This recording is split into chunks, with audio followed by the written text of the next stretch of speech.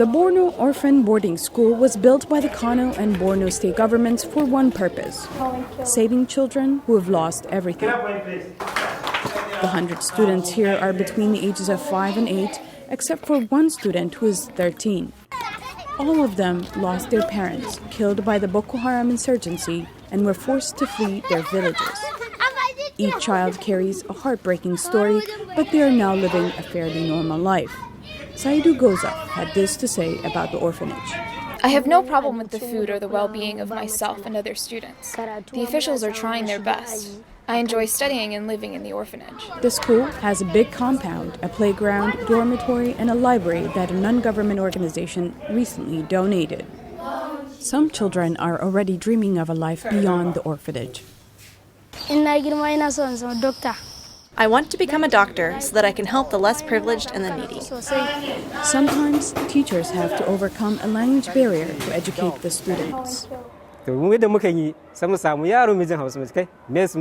At first, I usually get a student that understands very little of the Hausa language, but then I tell him what I want to explain and have him explain it to the rest of the children, and steadily I begin communicating with the orphans.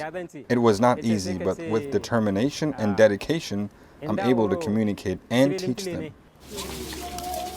Usually, after a nap time, the children queue up for their lunch. Some of them eat individually, while others prefer to eat in groups. The school cook says they like the food she cooks for them. There are 4 of us responsible for their 3 square meals. Since the founding of the school, they have never complained of food scarcity or that the food is not tasty. They behave very well.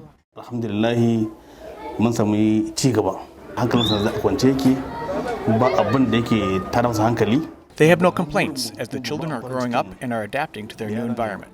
The children are gaining education and everything is being provided as they are willing to learn at all times. That is our goal and it is being achieved.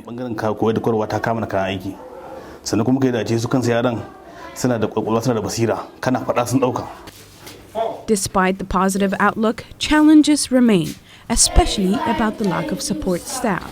There are few staff members looking after the children and additional employees are needed. School officials hope the government will recruit more staff in the near future. Salem Solomon for Baraje Bashir, VOA News.